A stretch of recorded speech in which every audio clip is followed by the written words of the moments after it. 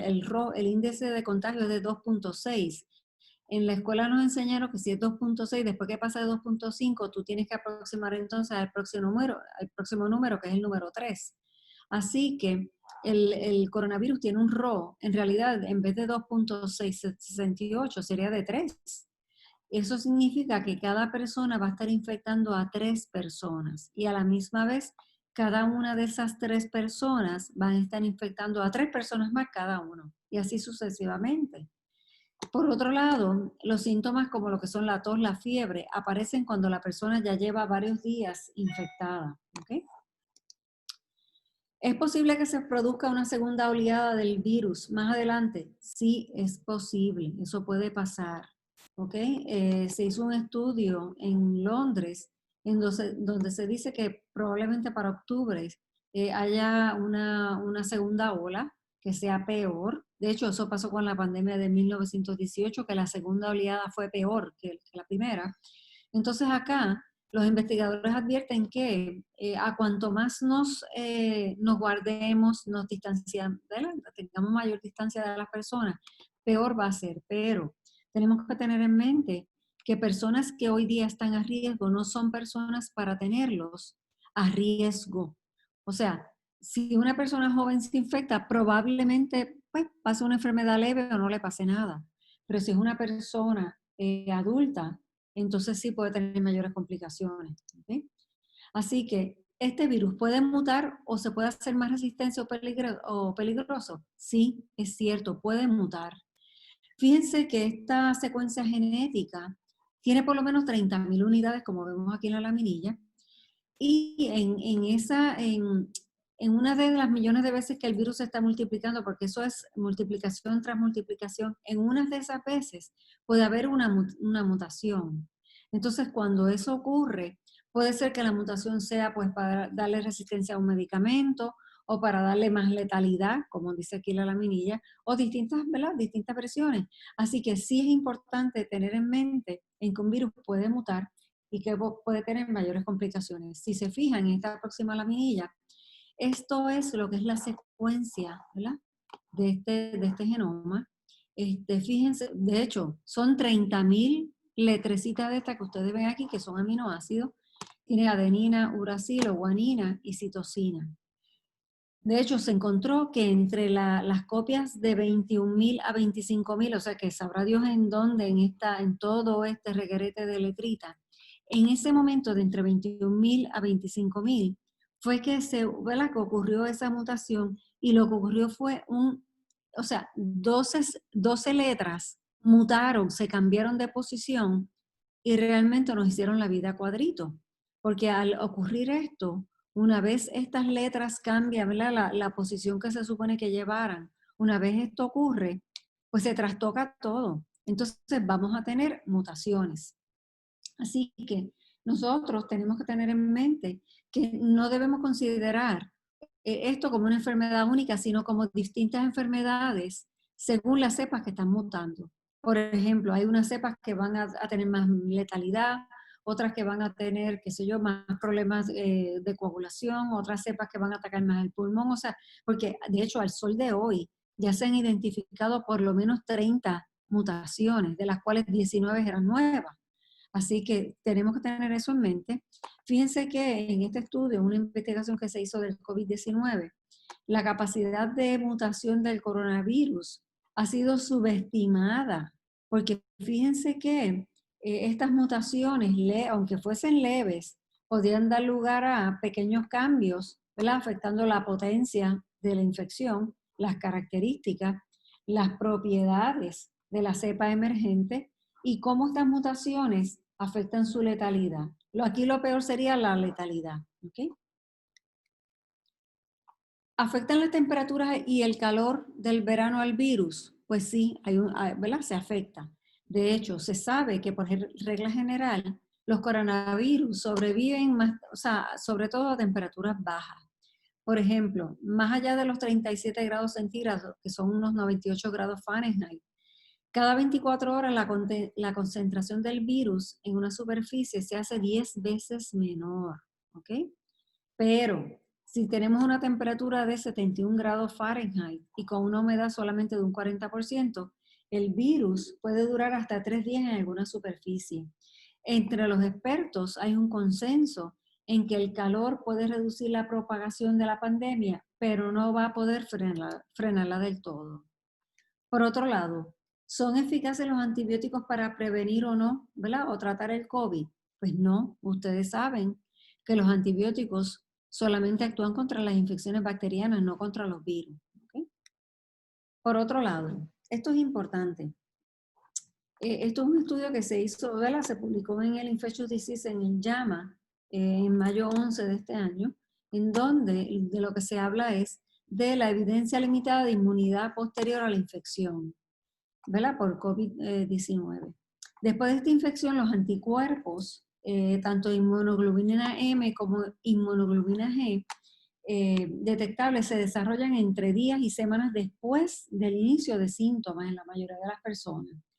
Sin embargo, algunos pacientes parecen no desarrollar una respuesta inmune como realmente, ¿verdad? Reflejan los anticuerpos. El por qué esto ocurre no se sabe. Esta incertidumbre se agrega la relación poco clara entre la respuesta de anticuerpos y la mejoría clínica. O sea, realmente necesariamente correlaciona el cuadro clínico del paciente con esa respuesta inmune que nosotros estamos viendo. Por otro lado, se hizo un estudio en 9 pacientes, un estudio pequeño, en donde vieron que a una mayor gravedad clínica se producían títulos de anticuerpos más altos. Mas, sin embargo, esta detección de anticuerpos y títulos altos no siempre correlacionaban con la mejoría clínica en el COVID. O sea, que realmente uno no sabe, ¿verdad? Con lo que está bregando, dónde uno está parado. No necesariamente va a ser así. Lo que parece más seguro es que la carga viral realmente alcanza su punto máximo temprano en la enfermedad y luego disminuye, esto lo vamos a ver más adelante en unas curvas, disminuye a medida que se desarrollan los anticuerpos y los títulos de anticuerpos aumentan las siguientes 2 a 3 semanas.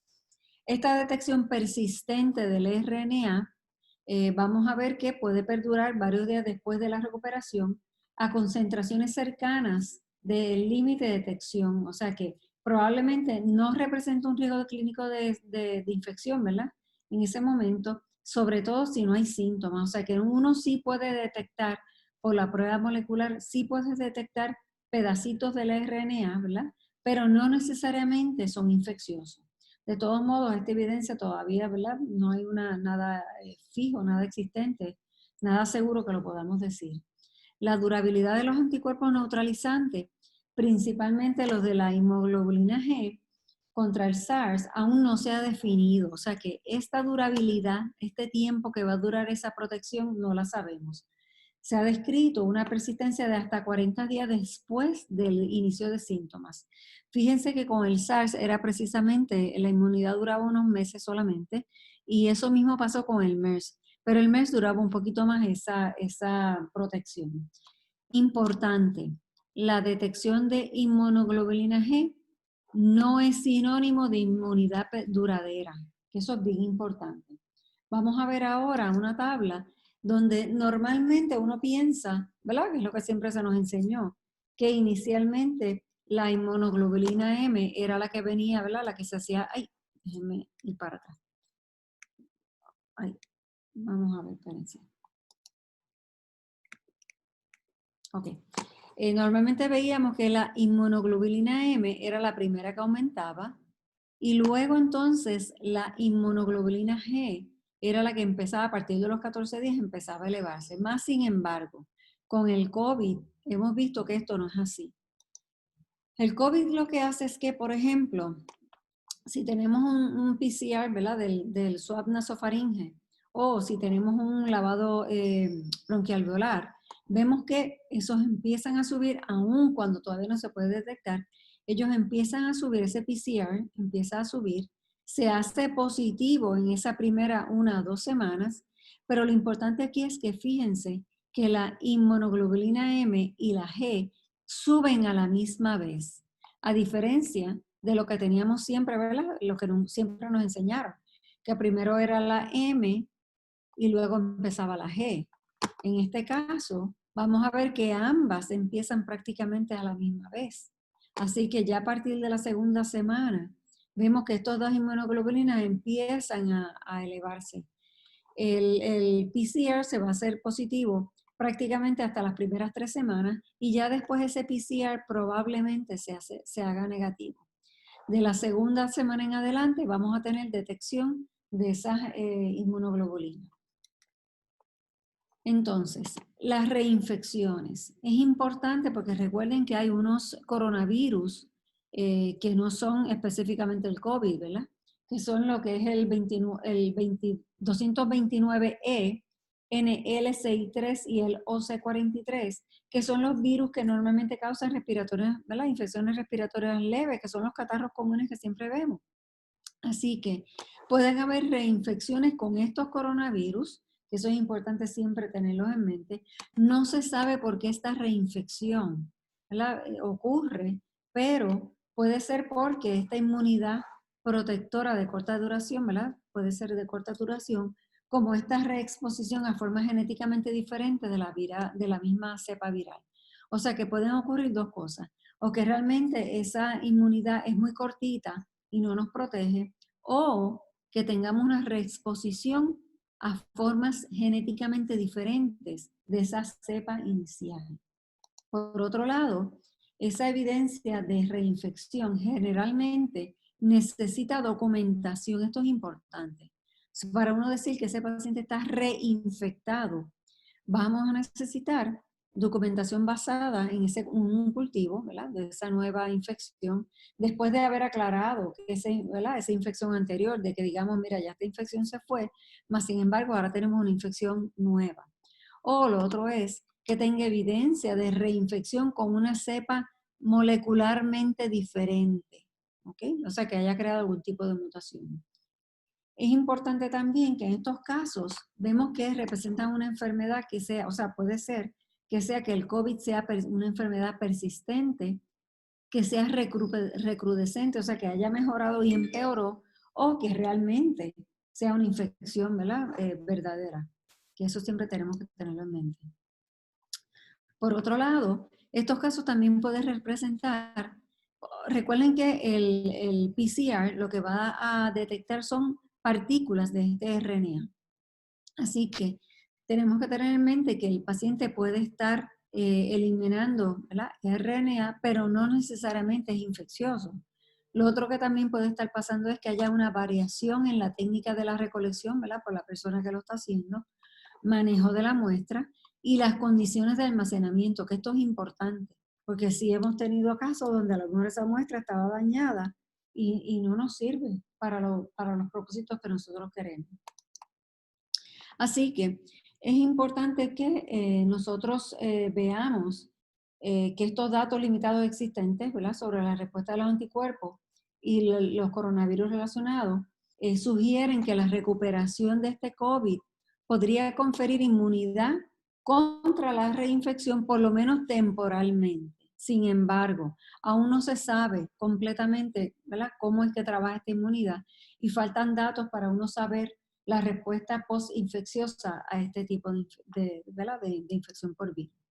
Todo esto nos ha llevado a que, pues, de repente a nivel mundial ha habido un lockdown, hemos estado encerrados, y esta página que están viendo ahora, esto es una página del día de hoy, ¿verdad?, de junio 3 de este año. Esto es de la Organización Mundial de la Salud, en donde vamos a ver, según el mapa, vemos que hay 6.272.000 casos, ¿verdad?, confirmados, 379.000 casos, o sea, muertes. De hecho, entre ayer y hoy ha habido unas 5.500 muertes adicionales. ¿Okay? Y el día de hoy trajo unos 113.000 casos nuevos, casi 113.200.000. Así que es importante ver que esto pues no ha parado y por lo pronto no creo que siga, ¿verdad?, que haya un detente. Vamos a hablar un poquito de las vacunas. Aquí lo importante es ver en esta laminilla que se están haciendo vacunas que están relacionadas a los virus, que pueden estar inactivados o debilitados. Podemos tener también vacunas a raíz de un vector viral, como puede ser el virus del sarampión o el adenovirus, en donde vamos a tener aquí el viral vector. Ups. Y también tenemos replicaciones, ¿verdad?, del ácido nucleico, vacunas que estén basados en DNA y en RNA y basadas en proteínas. Esto lo vamos viendo ahora en las próximas laminillas. Sí quería, ¿verdad?, hacerles resaltar qué significa cada fase, porque ustedes saben que escuchamos mucho lo de fase 1, fase 2, fase 3, ¿y qué significa esto? Bueno, los ensayos preclínicos son pruebas, ¿verdad?, que se están haciendo en animales básicamente. Cuando estamos hablando de una vacuna en fase 1, estamos hablando que son unas vacunas que se ponen a decenas, ¿verdad?, solamente pocas personas, ¿verdad?, que son voluntarias. Fase 2, estamos hablando de cientos de personas. Y cuando hablamos ya de fase 3, como vemos acá, a mano derecha, vemos que esto es una prueba de miles de personas voluntarias, en donde ya se está probando en toda esta población, se está probando esta vacuna. Luego de esto viene entonces la aprobación, en el caso de nosotros, ¿verdad?, por el FDA, y entonces pasa a fase 4, en donde ya la vacunación sale a la libre, ¿verdad?, a la libre comunidad, a todo el mundo. Fíjense en esta laminilla, a la parte superior, dice tiempo medio de cada fase. Tenemos pues 0 años, 1, 2, 3, 4, hasta 9 años. La fase 1 normalmente toma 1 año, fase 2 toma hasta 3 años, fase 3 hasta 5 años y algo, y la fase 4 ya a partir de los 5 años y medio más o menos. O sea que es importante que tengamos esto en mente, que esto no es tan sencillo como que en 6 meses vas a tener una vacuna. Y durante el proceso de aprobación se pueden caer algunos de los candidatos de vacuna que tengamos pendientes. Esta laminilla próxima es importante porque de hecho esta laminilla del día de ayer, de junio 2, en donde vemos que tenemos aquí, de hecho, aquí hay 10 candidatos de vacuna que son los 10 top, ¿verdad? Los top 10 de la vacunación del COVID. Pero hay 123 vacunas más que son candidatos a la misma vez, pero que están en fase preclínica. Estos 10 candidatos que ustedes ven aquí, si se fijan, los últimos 2 todavía están en fase 1. Así que todavía están ¿verdad?, en pañales, por así decirlo. Y si vemos, por ejemplo, AstraZeneca y CanSino son las más adelantadas que están, sobre todo la AstraZeneca, donde ya está en fase 3, así que ya está probándose esa vacuna en por lo menos en miles de personas. Si la FDA le da la aprobación, pues entonces esa vacuna va a pasar pues a toda la población. Y ambas vacunas que están, ¿verdad?, que están liderando, vamos a ver que ambas vacunas tienen están a base de un virus, un vector del virus que es no replicativo, ¿ok? Y eso lo vamos a ver más adelante. Moderna, que es una de las que se estaba mencionando recientemente, que está en Estados Unidos, está en fase 2, y es a base del RNA, ¿ok?, de la vacuna del RNA. Vamos a ver ahora, por ejemplo, distintas áreas, ¿verdad?, en tanto Estados Unidos como en distintas partes del mundo, en donde se están fabricando estas vacunas. Y ahora, cuando el virus entra en contacto con una célula humana, ahí empieza el proceso de infección. El virus entra a la célula, el virus lo que hace es que se acopla a ¿verdad?, a ese portal que tiene ahí nuestra célula, ese receptor, el ACE2, ¿verdad? Entonces entra ahí, ese virus puede entrar a la célula, libera su RNA a esta célula en particular y ahí empieza a replicarse continuamente, muchas veces, y hasta que entonces se van fabricando las distintas partes del virus para que luego se ensamble y pueda salir al resto del cuerpo. Si se fijan aquí, por ejemplo, aquí lo que tenemos es que este es el RNA del virus con las distintas espículas, ¿verdad?, que son estas rojitas que vemos en la superficie, que esas son proteínas de esa espícula. Así que, y esto es lo que hace que el virus genere más defensa. Hay 8 tipos de vacunas, como acabamos de mencionar. Tenemos, a partir del virus, van a ser 2, virus atenuado y virus inactivado. Vamos a ver que el virus atenuado utiliza, por ejemplo, el virus del sarampión para entonces poder llevar a cabo su función.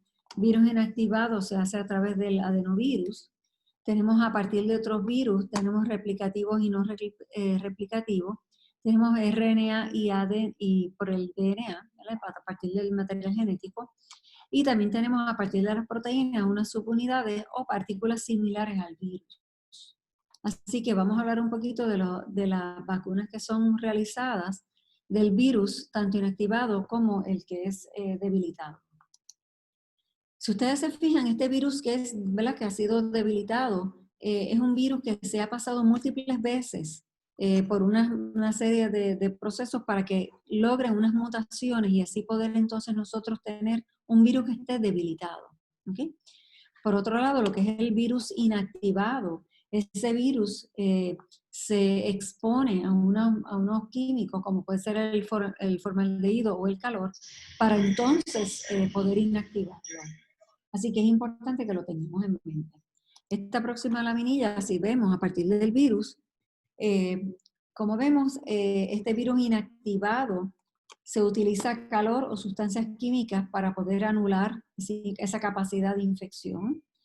Entre las ventajas tenemos, por ejemplo, de hecho, las similares el gripe, el polio y la rabia son vacunas bastante seguras, así que ya se ha probado en humanos, ¿verdad? En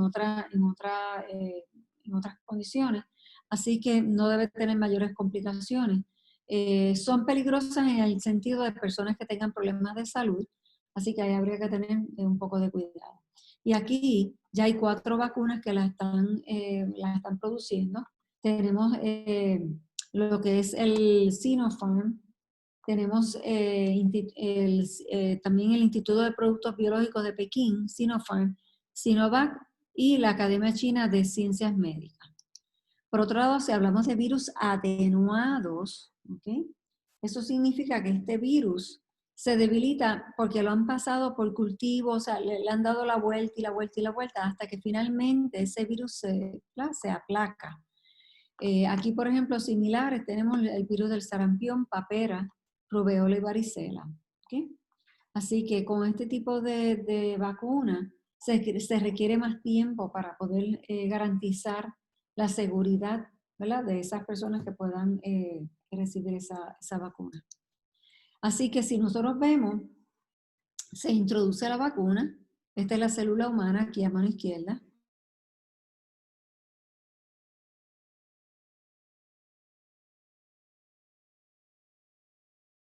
y entonces sale ya, ¿verdad?, toda la célula.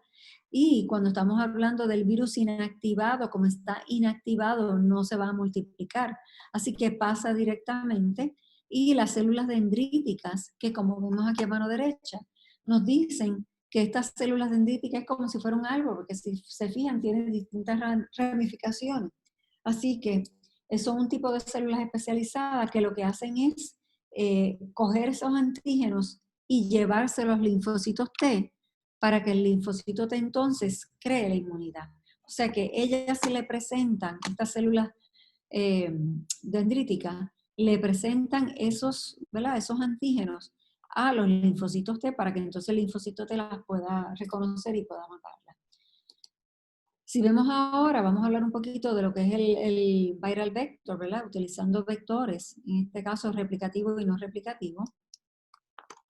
Vemos como un virus, como es el virus del sarampión o el adenovirus, realmente están modificados genéticamente para que pueda producir proteínas de coronavirus en el cuerpo de la persona. Son virus que están debilitados para que no puedan causar infección. ¿Okay? Y tenemos 2 tipos, los que todavía se pueden replicar dentro de estas células y los que no, porque realmente esos genes han sido desactivados. Así que es importante tener esto en mente. Si vemos la próxima laminilla, tenemos, por ejemplo, los replicativos, en donde lo que se hace es que se injerta en este nuevo virus, se injerta los genes de la espícula, ¿okay? Así que para que entonces ellos puedan reproducirla. Y si vemos en el próximo, en el no replicativo, el anterior, este es utilizando el virus de sarampión, en donde se le injerta el gene de la espícula del coronavirus para que ellos puedan producirlo. En los no replicativos lo que se utiliza es el adenovirus, donde se le introduce esta espícula, ¿verdad? Estos genes de la espícula para que creen esa espícula, y entonces ellos los que van a hacer, van a estar creando las distintas antígenos. Si vemos en la próxima laminilla, vamos a ver que, por ejemplo, se inyecta, ¿verdad?, el que es replicativo, que tiene que entrar a la célula, ¿verdad?, la célula humana para poder replicarse, pero una vez salga y empieza a liberar esas espículas, como quiera las células dendríticas lo van a reconocer. De la misma manera que si se inyecta la vacuna, ya sea por el sistema no replicativo, pues como quiera, la célula dendrítica los va a reconocer, los atrapa y se los lleva entonces al linfocito T para que la reconozca. Vamos a hablar ahora un poquito de las vacunas que son a base del ácido nucleico, tanto DNA y el RNA. Tenemos que, por ejemplo, actualmente hay unos 20 equipos que están trabajando con este tipo de vacuna. El ácido nucleico se inserta en las células humanas, que son las que van a estar produciendo las copias de esa proteína. Normalmente la mayoría de estas vacunas codifican la proteína espiga del virus, o sea que lo que van a estar produciendo son las distintas proteínas del virus, de la espiga. Para hacer esto, lo que se hace es que ese gene de la espícula se les recubre, en este caso, de una membrana lipídica, ¿ok? Tenemos el RNA adentro, se recubre de una membrana lipídica y esto entonces se introduce a la célula humana para que pueda entonces producir esa proteína de la espícula, ¿ok? Si vemos aquí, por ejemplo, con el DNA, si son vacunas a base de DNA, son genes de la espícula del coronavirus. Lo único es que cuando esto entra al cuerpo humano, este ADN se va a transferir como si fuera un RNA. ¿Okay? Si se fijan aquí, importante que, por ejemplo, cuando estamos hablando de vacunas a base de ADN, se necesita la electroporación. Estos son pulsos eléctricos, es calor que se aplica al área donde se va a estar inyectando la vacuna, porque eso induce la creación de nuevos poros en la membrana celular y hace que el producto entonces pueda entrar mejor a la célula. Por ejemplo, esta electroporación se usa mucho también en las señoras que van a las estéticas, ¿verdad?, que le pasan una maquinita caliente en la cara y luego le ponen cremas. Eso es precisamente eso es electroporación, y lo que están haciendo es inducir la creación de nuevos poros en esta membrana celular. Así que en el caso de la vacuna, se inyecta la vacuna a base del DNA, esa vacuna se inyecta a través de esa electroporación, se convierte en RNA y crea esas distintas espículas, ¿verdad?, que son los antígenos. Por otro lado, si estuviésemos inyectando una vacuna a base de RNA, pues entonces simplemente tan pronto esa RNA que va a estar recubierto por esa capa lipídica, una vez entra a la célula, simplemente va a formar esas partículas. Así que una vez esto ocurre, esas proteínas virales van a ser reconocidas y localizadas por estas células dendríticas, que a su vez se las van a llevar las van a llevar a la presencia de lo que son los linfocitos T para que entonces se pueda crear la inmunidad. Vamos a hablar un poquito ahora de lo que es la vacuna basadas en las proteínas, en la subunidad de proteínas y en las partículas similares al virus. ¿Okay? Si vemos esta próxima laminilla, tenemos que, por ejemplo, cuando es a base de proteína, esto consiste en introducir esas proteínas directamente a la célula.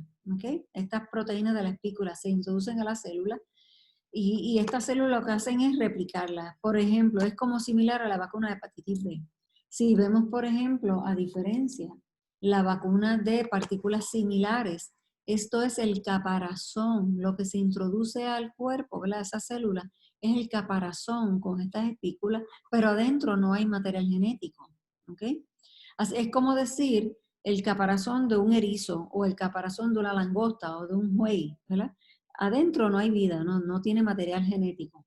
Así que si nosotros vemos a la mano derecha, se inyecta esa vacuna, ¿verdad?, que va a ser tanto como si fuera ¿verdad?, proteínas ya sea de proteínas, subunidades de proteína o partículas similares a la virus, ¿verdad? Al virus. Entonces vemos que se inyecta la vacuna, este virus vacío va a estar localizada por la célula, como quiera la célula dendrítica, gracias a Dios, siempre nos van a estar protegiendo y van a estar recogiendo, ¿verdad? Y van a estar atrapando estas distintas antígenos. Por otro lado, las proteínas virales que se producen, como quiera, las células dendríticas las van a atrapar y entonces se van a ser llevadas esas proteínas frente al linfocito T, que es el que va a estar diciendo qué es lo que va a estar pasando. ¿Okay? Así que básicamente eso es la información de las distintas vacunas. Realmente las que más ahora mismo están llevándose a cabo, ¿verdad? Que están, ¿verdad? Que llevan la delantera es la vacuna de AstraZeneca, como les había mencionado en un principio, que es de un virus no replicativo. ¿Okay? Así que es importante porque ya se está en fase 3. Vamos a hablar ahora un poquito de las distintas mascarillas.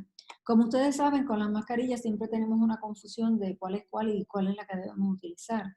Así que ustedes saben que tenemos unas mascarillas que tienen unas válvulas, ¿verdad? Para exhalar, que es importante que los mencionemos. Fíjense que la N95, ustedes saben que va a estar filtrando 95% de todas las partículas, ¿verdad? Que sean, ¿verdad? Que anden en el ambiente. Así que este tipo de material de las mascarillas N95 debe estar reservado, ¿verdad? Para todo el personal de enfermería, paramédicos, personal médico, todos los que trabajan en el campo de la salud. Si se fijan, algunas tienen esas válvulas de exhalación y esto hoy día es un no. ¿Por qué? Porque podemos inhalar perfectamente, pero cuando exhalamos, si el médico, la enfermera, el paramédico, quien sea, la persona que está detrás de esa mascarilla, si esa persona tiene el coronavirus y tose o estornuda, lo que sea, esto va a estar saliendo por estas válvulas de exhalación. Así que nos protege a nosotros, pero no va a estar protegiendo al que esté frente a nosotros.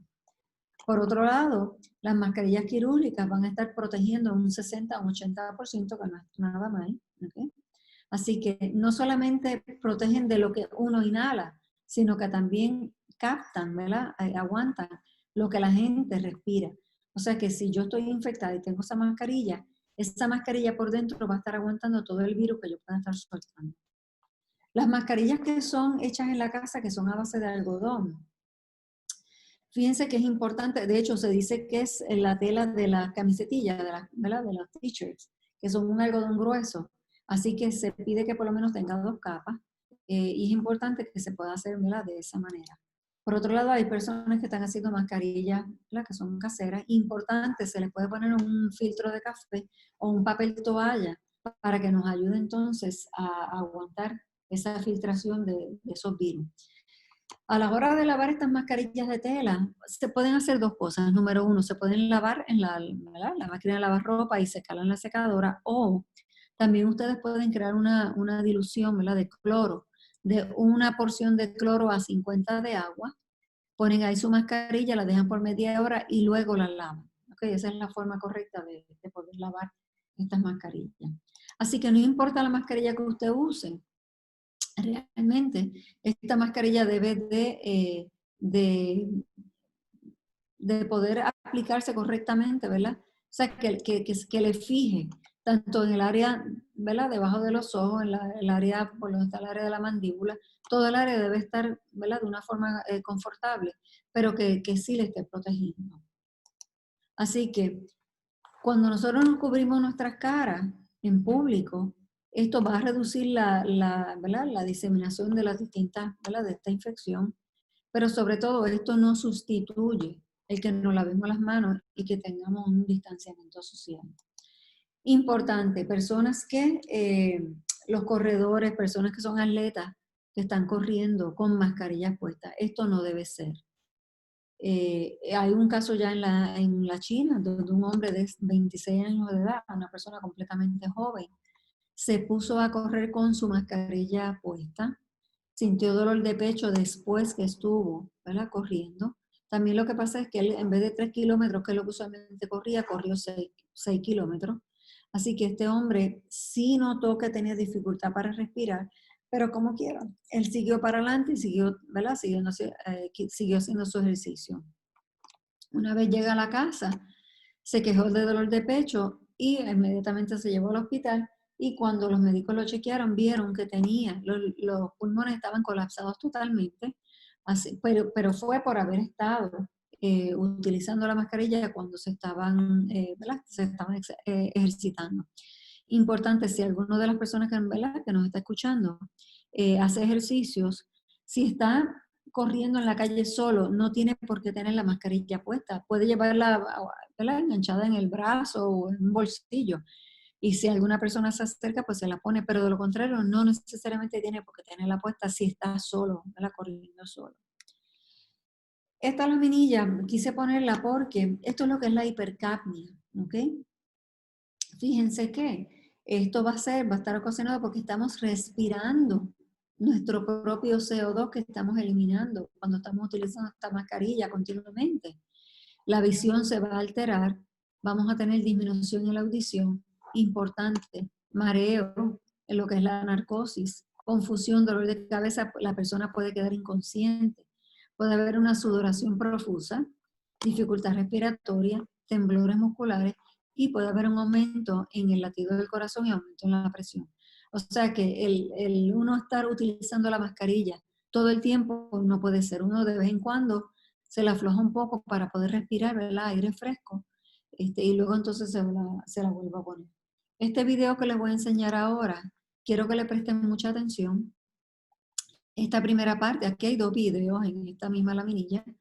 Primero vamos a ver el video número 1, en donde vemos una persona que está estornudando, para que ustedes vean la turbulencia que se causa, ¿verdad? Cuando uno estornuda, en donde ahí va a haber aire húmedo, ¿verdad? Caliente y húmedo que va a estar exhalado, va a haber gotas y filamentos mucosalivares, y eventualmente va a haber residuos de esas gotitas, ¿verdad? Que quedaron ahí ¿verdad? En el aire suspendido.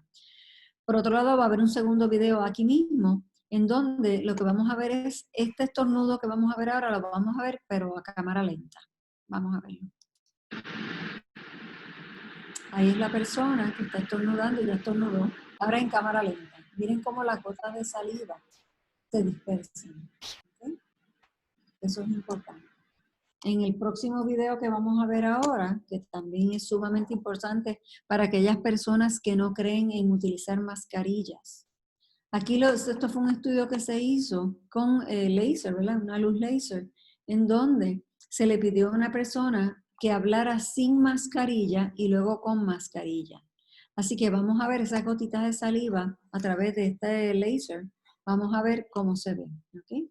Primero sin mascarilla. Now I'm recording. Stay healthy. Great. Stay healthy. ¿Ven cómo esas gotitas de saliva se dispersan? Less loud. Quedan en el aire. Stay healthy. Todas estas son gotitas que estaban ahí flotando. Ahora vamos a ver con mascarilla. Are you recording? Yeah. Stay healthy. Louder. Stay healthy. Louder. Stay healthy. Nothing. Ok. Aquí lo que estamos demostrando es que la mascarilla sí aguanta esas secreciones que probablemente nosotros estamos eliminando cuando hablamos, cuando estornudamos. Así que, aunque la Organización Mundial de la Salud haya dicho que ya no es necesario utilizar mascarilla solamente si estás cuidando a un paciente, ¿verdad? Que esté enfermo de COVID, esto no es necesariamente correcto porque ustedes lo acaban de ver. Lo que pasa es que la Organización Mundial de la Salud representa también países que son países pobres, que no tienen, ¿verdad?, los recursos para conseguir mascarillas para todo el mundo. Así que ahora ellos han bajado ¿verdad?, el dintel de todo lo que estaba hablando. Y ahora dicen, no, fíjate, no es necesario que todo el mundo tenga mascarilla, pero es porque no las hay en esos países. Entonces, esta laminilla que ven aquí salió publicado en el periódico El País de España, en donde se están entrenando perros para poder detectar el coronavirus. Ustedes saben que hoy día existen, bueno, primero que el olfato del perro es una cosa impresionante. Este olfato puede tener, ¿verdad? Puede detectar una sustancia una parte por millón, digo, por billón, con B de bueno. O sea que es importante que solo, o sea, el poder del olfato de los perros es una cosa impresionante. Así que en el pasado se han entrenado perros para detectar cáncer, problemas de azúcares, problemas de epilepsia, de Parkinson, problemas de clostridioides difícil. De hecho, en Holanda, en el 2012, se hizo un estudio, se entrenó un perro para oler las excretas con clostridioides difícil, y el perro prácticamente fue un 100% exacto en todo lo, o sea, si él decía que era que sí, sí, y si es que no, es que no. O sea que eso es importante que lo tengamos en mente. Ahora mismo se están haciendo estos estudios, ¿verdad? Están entrenando 6 perros, esto es en el área de Inglaterra, perdón.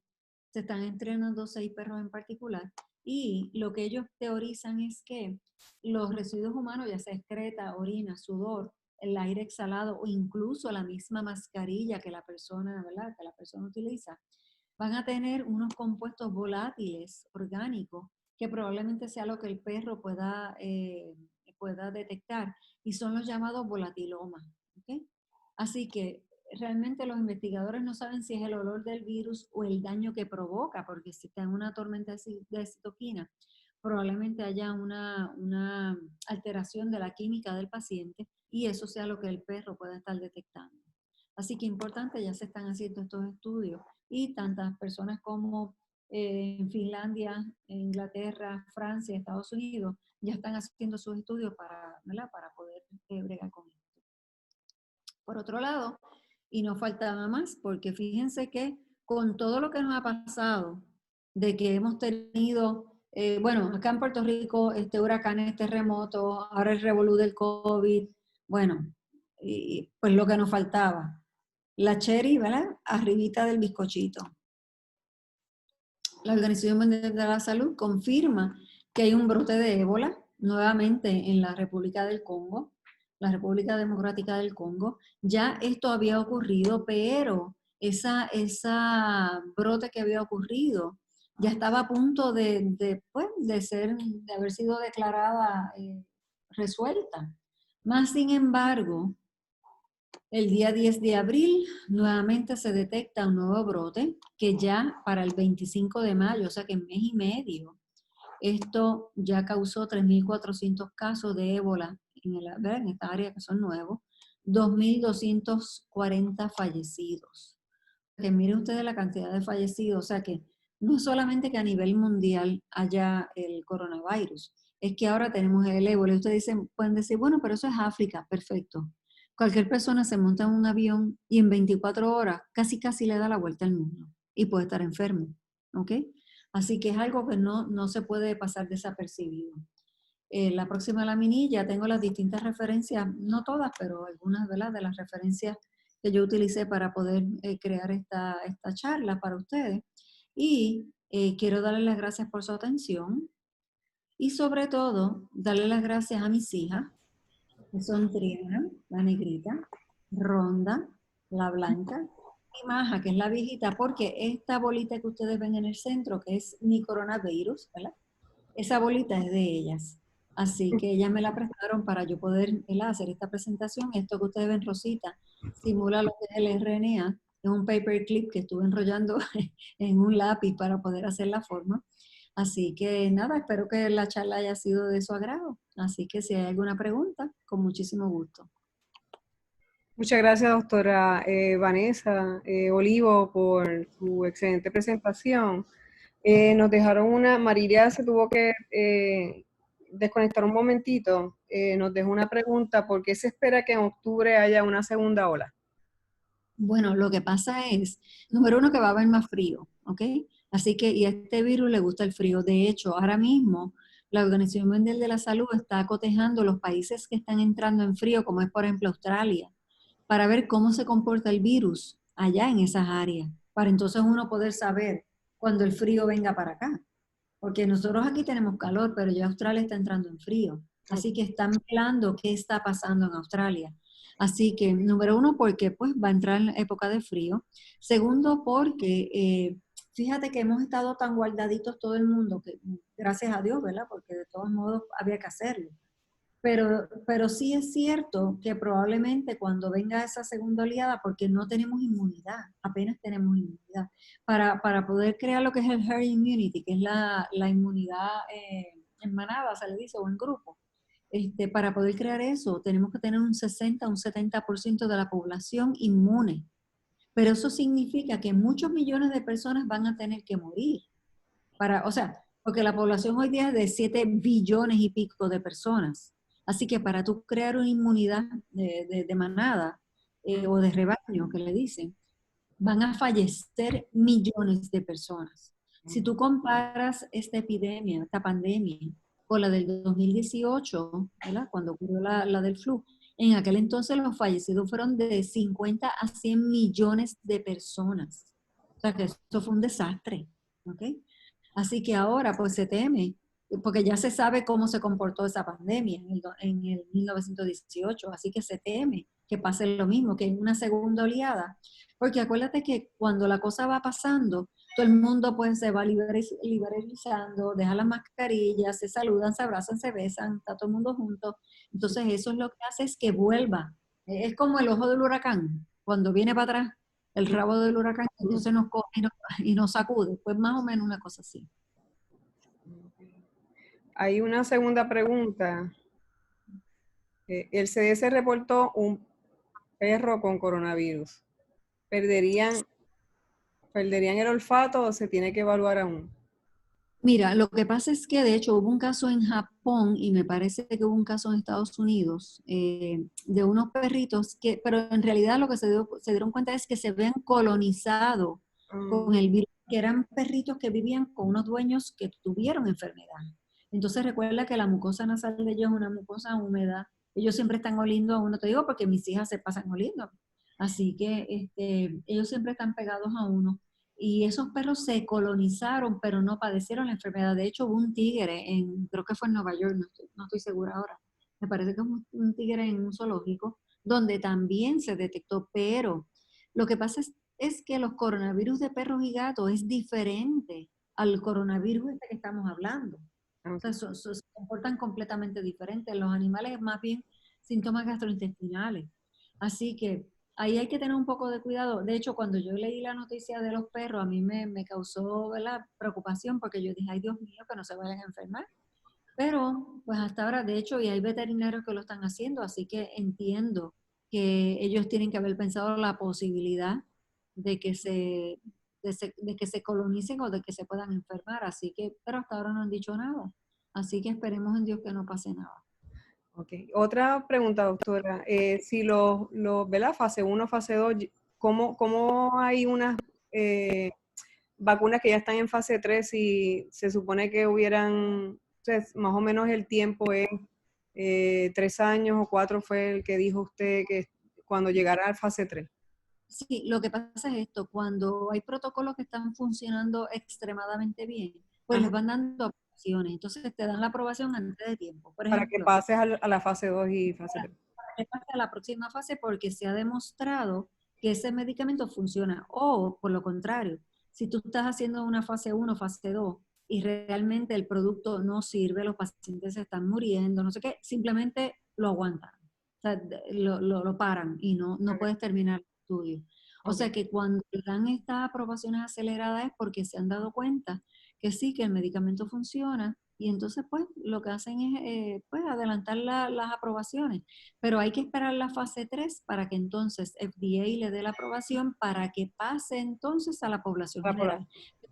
Pero ahí realmente es que vamos a saber.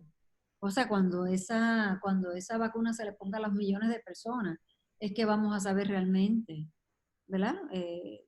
Cómo es que se comporta la vacuna. Porque no es lo mismo miles de personas que millones de personas. ¿Okay? Pero de todos modos, yo personalmente soy una persona pro vacuna. Así que, pues, si viene, prefiero ponérmela que no, a que me deje. Okay. Otra persona pregunta, Kiara, ¿se sabe por qué IgM y IgG en este virus se genera al mismo tiempo? No. De hecho, esto surgió básicamente el otro día. Siempre habíamos pensado que IgM y IgG, primero la IgM y luego a la semana IgG, y más o menos lo que siempre habíamos tenido con dengue, con distintos virus. pero con esto se ha visto que es algo diferente. Así que no se sabe realmente por qué ambos suben a la misma vez, pero se han visto que suben a la misma vez. Mm. Otra pregunta. ¿Los perros colonizados pueden transmitir el virus a humanos? Se supone que no, porque tú estás colonizado simplemente, o sea, tú no Ok. estás enfermo, tú no estás transmitiendo la enfermedad. Ok. Nos dejaron otra pregunta. ¿Se han visto pacientes que después de un mes posterior a 2 pruebas PCR negativas vuelven a salir positivos a PCR? No, Sí. bueno, ajá. Ajá. Lo que pasa con eso es que hay veces que se quedan partículas del RNA en el cuerpo humano. Entonces, cuando haces la prueba, se detecta, pero eso no significa que el paciente esté positivo, ¿entiendes? Ni que Lo pueda otro es, infectar, ni que pueda infectar. exacto, si está asintomático, pues muy poco probable que pueda infectar. Lo cierto es que, pues de hecho, hemos tenido pacientes que el PCR, o sea, el paciente recupera perfectamente bien y el PCR se queda positivo, positivo, positivo, y puede estar hasta 40, ha habido casos de 80 días. Entonces, pero ese tipo de pacientes tú no los puedes tener eternamente en el hospital. O sea, que ¿Te se dan de imaginas? alta aún con positivo. Y porque el CDC te da la opción de que tú puedas dar de alta al paciente. Hay dos formas. Hay una forma que es, ¿verdad? A base de pruebas, donde tú le haces un PCR hoy y le haces un PCR mañana, ¿verdad? Y ver que esos dos PCR estén negativos y si están negativos los das de alta. Pero también, si tú ves que clínicamente el paciente ha respondido, que no tiene ningún problema, tú le haces el PCR y sale positivo, y vuelve y se lo repite y sale positivo. Pero si clínicamente ha respondido, si lleva, o sea, si no tiene síntomas, si lleva más de 3 días sin fiebre, sin síntomas, tú puedes documentarlo de esa misma manera. O sea, que lleva más de 7 días sin síntomas y tú puedes documentarlo y lo puedes dar de alta a la casa, pero en aislamiento. Okay. Y una preguntita más, se ha criticado mucho ¿verdad? El hecho de que se estén haciendo las pruebas estas rápidas. ¿Qué usted cree al respecto?